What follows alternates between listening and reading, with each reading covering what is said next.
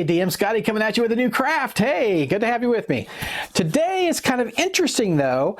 I am craft swapping, okay, with Vee at the Crafting Muse. And what we did was we each took one of each other's crafts and we decided to make it ourselves. So she's doing her take on one of my crafts, so make sure you check out her channel.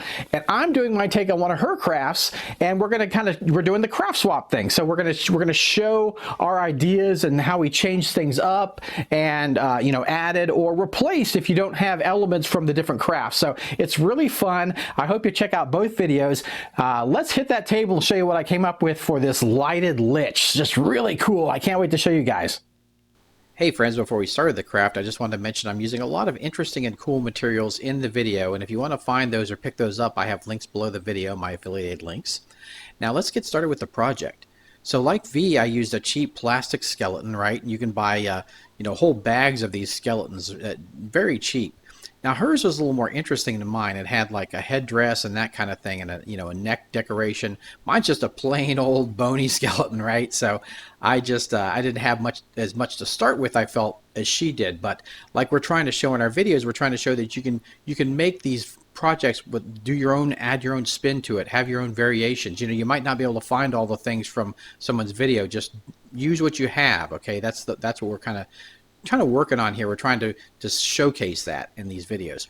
So I have the skeleton here, and I just cut it off with a wire cutter. I cut it off the base like she did, and I cut the weapon off like she did.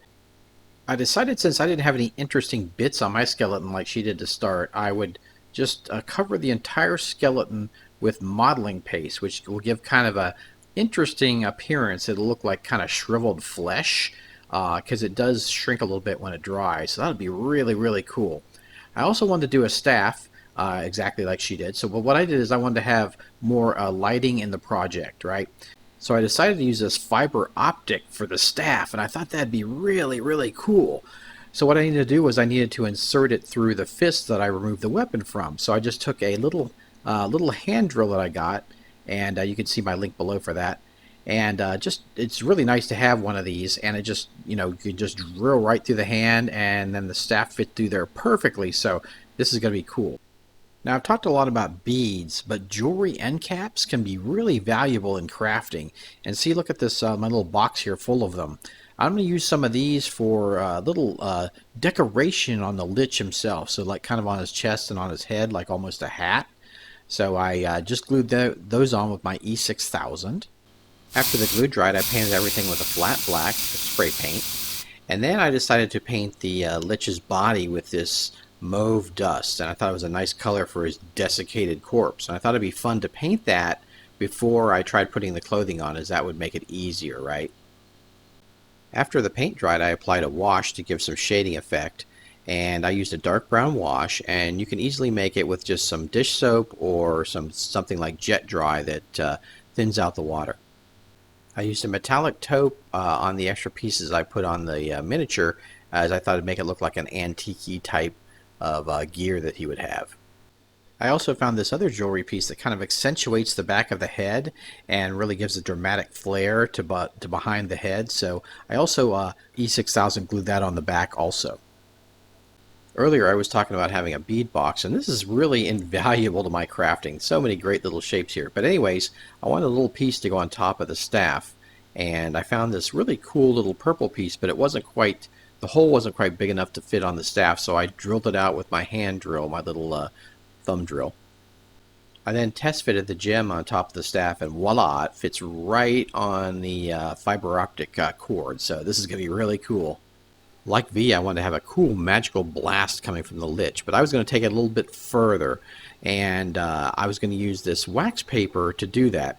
Now she used a little bit of a different technique. You can check her technique out if you don't have access to the wax paper, but I just used the wax paper, and you just kind of pull your glue gun along and kind of wisp it off, and you're trying to get like kind of lightning, shapes, like a fractal when it like shards off. So very cool. And I'm going to make several of these because I have a little more involved project in mind for this project. So she did one for the hand, coming off the hand of the Lich, but I'm going to extend it a little bit and actually have some coming off the base. Now that they've hardened up, I'm going to go back over them and kind of fill in any weak spots or add any extra I want to the lightning shard here. Now that they've hardened up, I can pull them off of the paper here. And cool.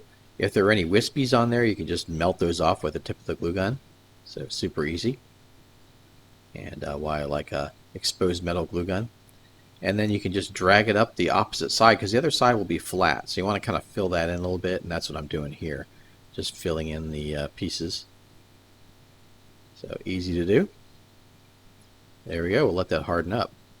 And once that hardens up, you can just add, any reinforcement or anything you feel like, or add some texture on there.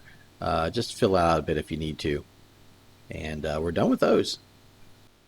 I want to do one last thing to accentuate these bolts, and I use this cool color shifting paint, right? Just really cool stuff I just recently picked up. I love it.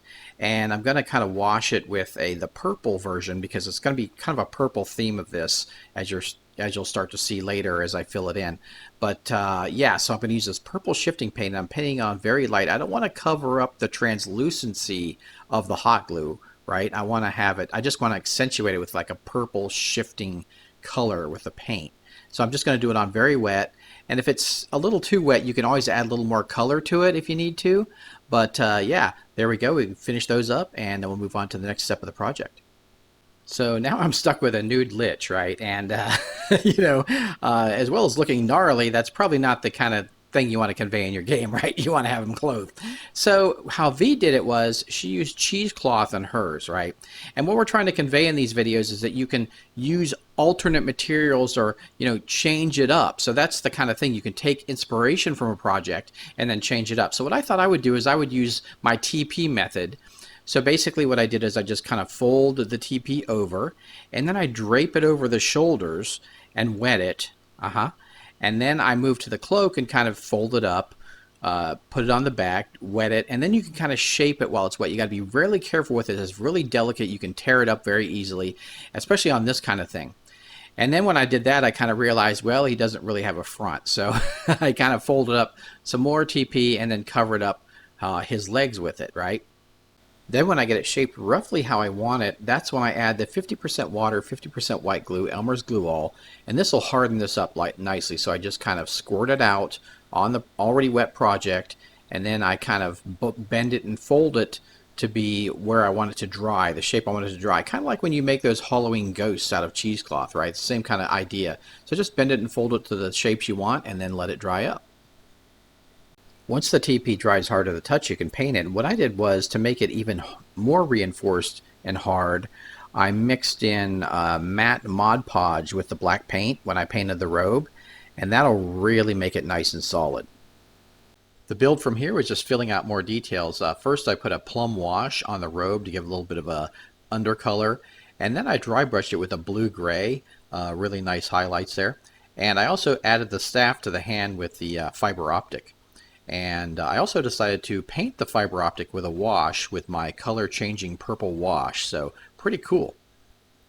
I recently found another cool crafting material. It's this nail art. You can use this. There's these little mini beads and mini gems and things, and you can use this for all kinds of blinging out your terrain. So this, I used these little miniature pieces on the LICH, and I think it really came out great with those little added extra elements. I wanted to creepy this guy up a bit, so I added some dark eye sockets and kind of a dark mouth. And then I used a toothpick to kind of pick out I used some white acrylic craft paint and picked out the eyes and the sockets and added the teeth in the dark area. And I think it really looks creepy. To take it up to 11 on the cool factor, I added this blast of magic energy coming from his raised hand. And this is exactly what Vee did on her video, and I really like that idea. Really cool looking. It looks like he's drawing magical power down to himself or that kind of thing. So really cool. And now we're going to move on to the next part of this project that is going to be his lighted base.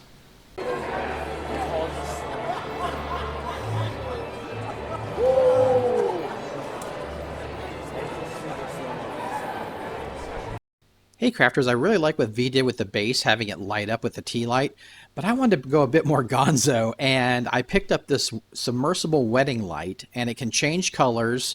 You can set it to different colors, or it can change colors, and I thought this would be super cool, and I liked how bright it was. So let's check out the purple I'm going to use for the project. So I'm going to use this purple, and it's going to be really cool.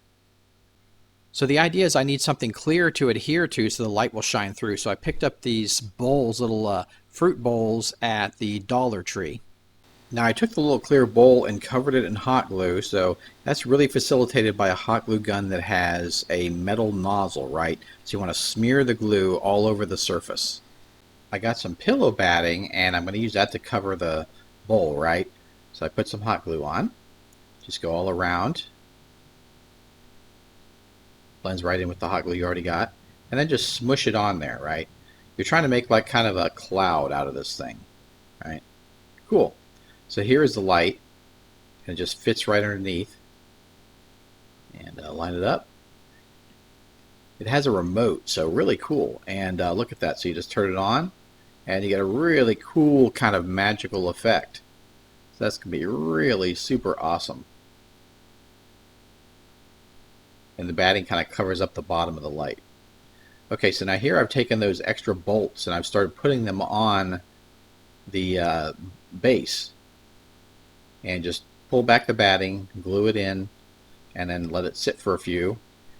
And then you can add some more glue to secure it. And there it is. So really cool. One last little detail before I show you guys the miniature, and it's this clear base. So I'm going to put the miniature on this clear base, and I like to use these so the terrain shows through my miniatures, but it'll be perfect for this because it'll allow the light to filter up through the base of the model.